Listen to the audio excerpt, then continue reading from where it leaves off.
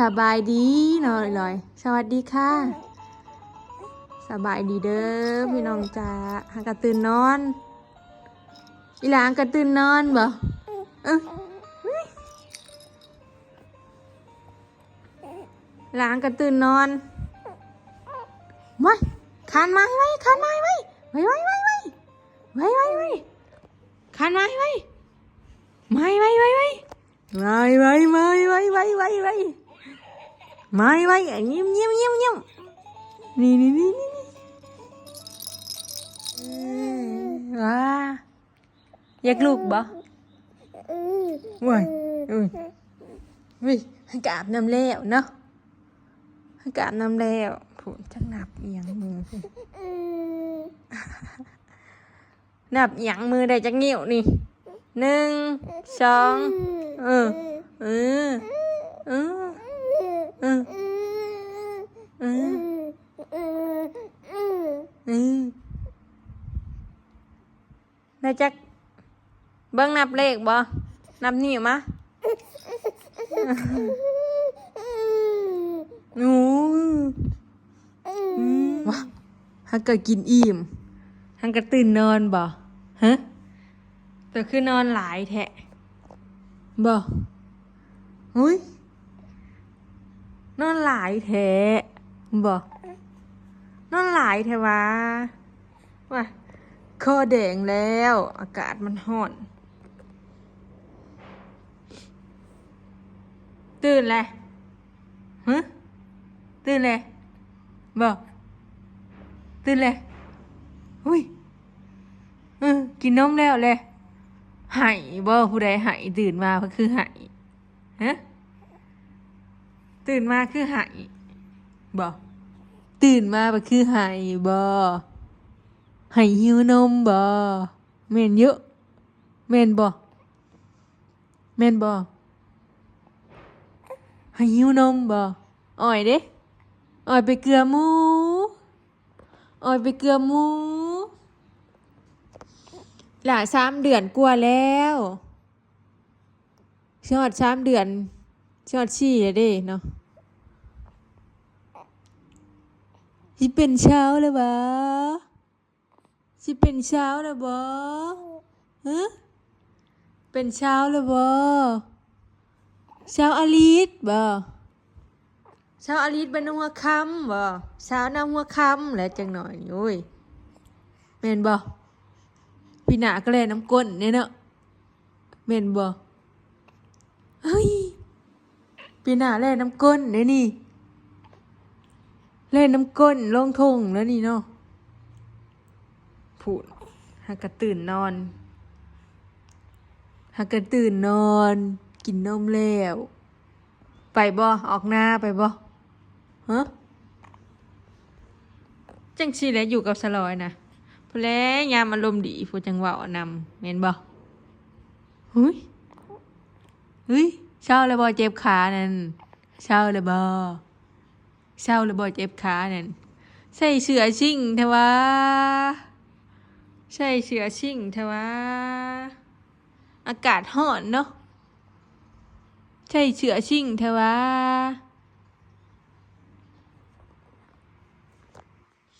ใส่เสื้อชิ่งเถอะวะ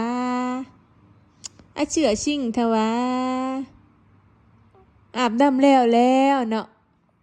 ฮ้อนจังสิอีหลาอาบน้ำมือ2 เทื่อนะลูกเนาะเนาะมื้อนี้อยู่กับอีแม่2 คนเนาะอีแม่ออกหน้าพี่น้องพ่อเพิ่นก็ไปเกลือหมูอยู่กับแม่อย่าดื้อเด้อยินบ่อยู่กับแม่อย่าดื้อเด้อหัวจังนั้นจังกินน้ำมันก็กินนมแหละมันขาดปากเพิ่นที่เลียล้วนๆแม่นบ่แม่นบ่โตจริงเพิ่นก็ขาวแน่อยู่พี่น้องขาวแบบก็ขาวอยู่เนาะแต่ว่าบางทีมันเป็นน้ำกล้องสลอยจังซี่นะมันตอบแสงหลายแกนมันดำเลยอีกอย่างกล้องมันหลายปีแล้ว มันเป็นกล่อง iPhone พี่น้องกล่องบอมีเนี่ยเป็นกล่องซัมซุงหลายคนว่าลูกสะร้อยนั่นดำหรือขาวขาวอยู่นี่เนาะไอ้รอยขาวอยู่บ่ขาวอยู่กะขาวอยู่พี่น้องนี่แหละสีผิวจริงเนาะกล่องอีบเทามีมันงามหน่อยเลยเนาะเห็นปะออกเยอะออกหน้าบอหามแถวรไปเยอะไม่ใหญ่รวยไม่ใหญ่เจ้าก้นโทดินได้ลูกเอาไปก้นโทดินไปบ่เลิกโทดินใช่ไม่ใหญ่เนาะว่ะแล้วแต่เพิ่นสินอนนะนอนตื่นมาเพิ่นอยากนอนเมบให้กินอิ่มแห้งเด้นี่ใส่เสื้อสายเดียวอากาศร้อนไขประตูบ่ได้ฝุ่นหลายอยู่แต่ในเฮือนยามมื้อเช้าก็ออกไปตากแดดตากลมอ่อนๆยามมื้อเช้ารถมันบ่มีอากาศดีอยู่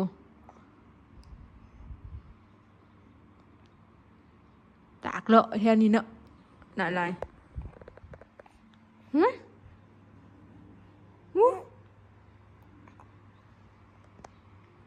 เด็ดสินอนเนาะนอนหลายได้ไว้ขวบได้อยู่บ่นี่ขวบได้เยอะโอ้ก้นเอาไปแล้วนี่ขี้ขาดบ่อยากนอนนั่นน่ะบ่อยากได้แอวน่ะไปแล้วเอ้านอนเผากันนี่ได้เนาะเฮาเนาะแม่นบ่ว่ะ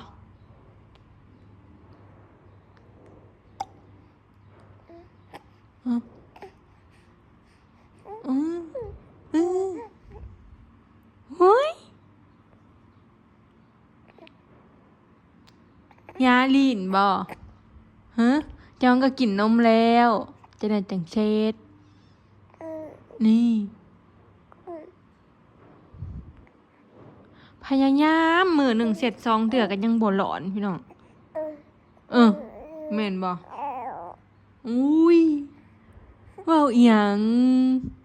กินนมอิ่มอารมณ์ดีแท้ว่าตื่นมานี่ว่าแม่อาบน้ำให้เมื่อเช้านี่เย็นบ่เย็นอยู่บ่ฮะออกค่าอ่อยปะ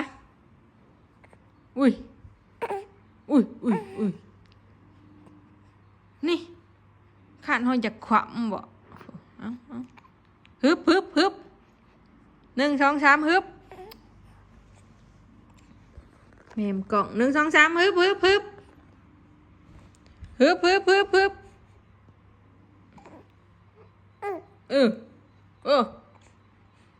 ขานความก็เป็นหนูเว้ยเอ้ยเลยอลิสเอ้ยนี่ออกแล้วอันนี้ก็ได้อากาศร้อนบ่มีบนสิอยู่ใครแต่ว่าเฮือน2 สั่นยังแบบพออยู่นี่เผากันอยู่นี่แหละ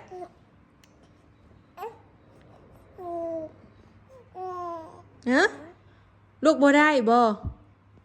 ลูกบ่ได้บ่ลูกบ่ได้อยากให้เอาลูกบ่เอาแขนอย่าออกไป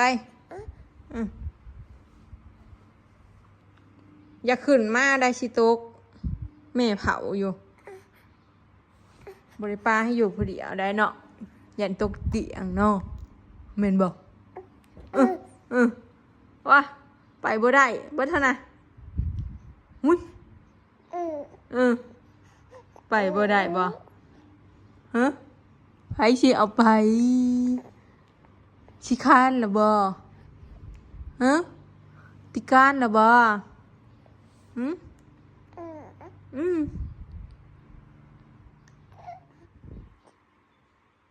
เริ่มจับนับเอียงของเพิ่นยิ่งมือยิงตีนยังจะได้อยู่ผู้เดียวคันอยู่ผู้เดียวอะไร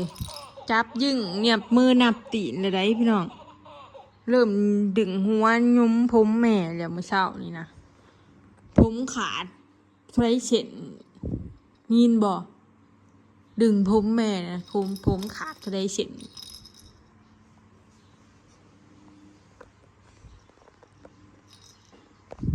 มาดึงผมแม่บ่อีแม่ก็ก้นทอดินมื้อนี้แล้วเนาะจักสิได้จักโลให้หนึ่งความบ่เต็มมันออกบ่เบิดเป่งน้ำเขาอะไรกันลูกอากาศแดดจังสิถ้าหลายคนหนึ่งก็สิลกแล้วว่าอยู่อุ้ยจูว้ายเห็นยังอีกแล้วมือเนี่ยเนาะว้ายกินยังอ่ะกินยังว่ากินยังอิ่มเยอะอิ่มบ่กินนมเนี่ยป๊าดท้องเฮ็ดเองเต่งอยู่บ่ท้องเฮ็ดเองเต่งอยู่หักกะตื่นนอนบ่อารมณ์บ่ดีบ่คือเฉยอยู่ฮะอารมณ์บ่ดีบ่นอนชึ่งกันตื่นมาก็มักนอนชึ่งให้บ่ได้มื้อฮู้มันตาบ่นอนแล้วเลอให้บ่ผู้ใดเนาะนอนแล้วเลอให้นี่นะ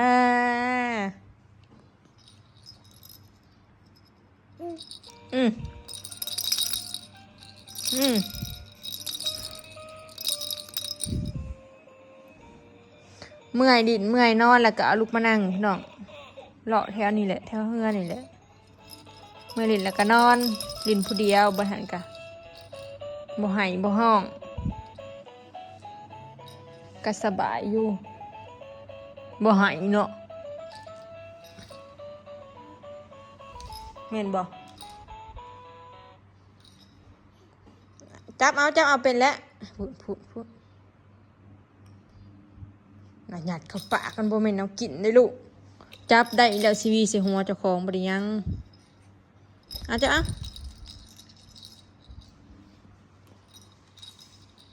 าเนี่ย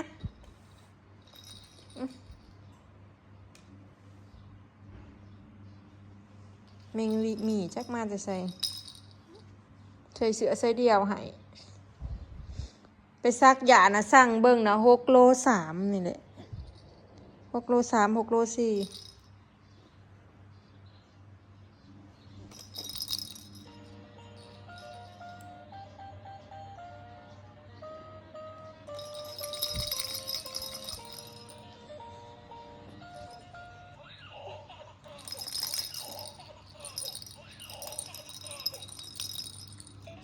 เฮ้ย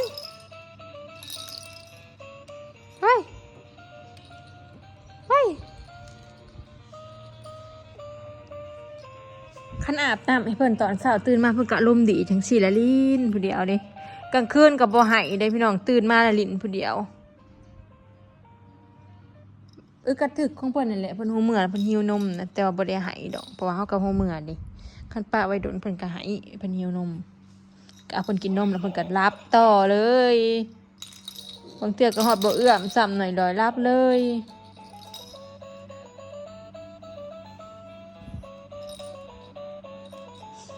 ช่วงนี้อากาศร้อนใช้เดียวหน่อยลอยจะได้กระสงกรานต์ได้ไวเลยสิลงนาอีกแล้ว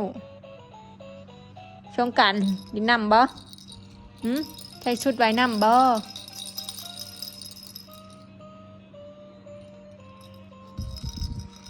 เบิ่งเล็บมือเพื่อนนะเมตตาไทย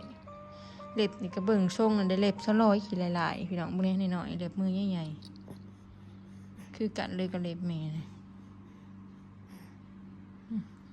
ตัดง่ายเล็บก็ใหญ่เนาะดังกระบึงดังน้อยๆนี่นะดังน้อยๆนี่นะดังน้อยๆนี่นะยิบเท่าใดกับบ่โดงนี่นะแม่นบ่ดังแม่บ่นี่ว้ายเช้าดังแม่บ่เช้าดังแม่บ่นี่เช้าดังแม่บ่แม่นเยอะ เช้าดังแม่บ่นี่เช้าดังแม่บ่นี่เฮ้ยเช้าดังแม่แมงวันมาแต่ไสน่ะ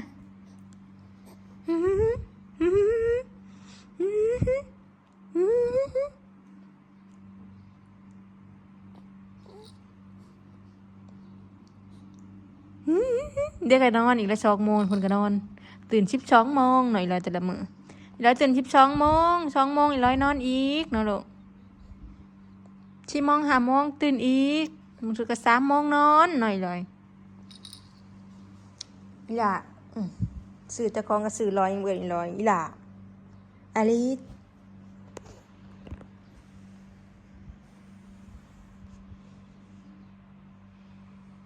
ว้าสวัสดีค่ะเลยสวัสดีค่ะสบายดีสบายดีเด้อสบายดีเด้อเมื่อยนอนหรือบ่อยากลุกบ่เมื่อยลุกบ่คันแขวดิคันแขวดินี่มึ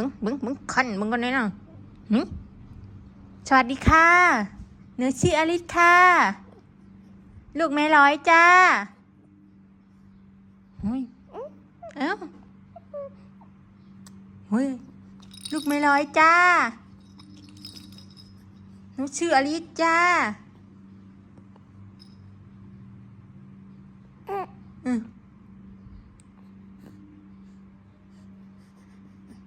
หนูชื่ออลิสจ้า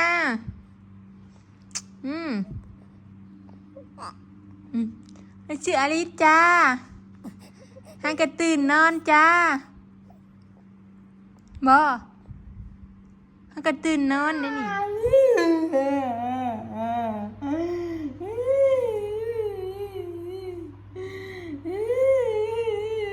จักดึงผมแล้วตีหมู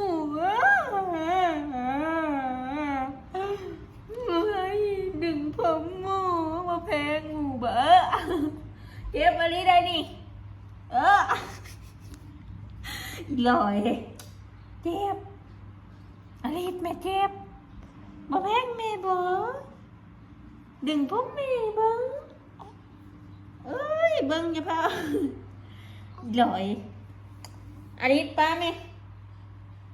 เบิ่งเบิ่งเบิ่งเบิ่งเบิ่งเจ็บนี่เบิ่งนี่เนี่ยเบิ่งน่ะเห็ดกับพูแม่น่ะเบิ่งแม่สิเอาลูกอยู่อีเลย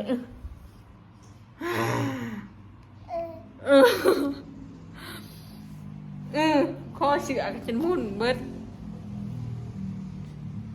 ว่ะว่ะเบิ่งเน่ผมแม่นี่นะว่ะดึงผมหมู่บ่ไผดึงผมข่อยบอกมาเจ้าแม่นบ่หุ้ยบ่เพลงบ่เพลงแม่บ่คือดึงผมกันซะหุ้ยคือว่านั้นอยากลุกบ่เมื่อยไม่อยู่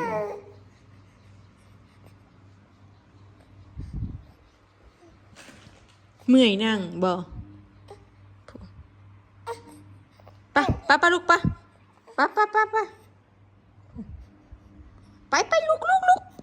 ลุก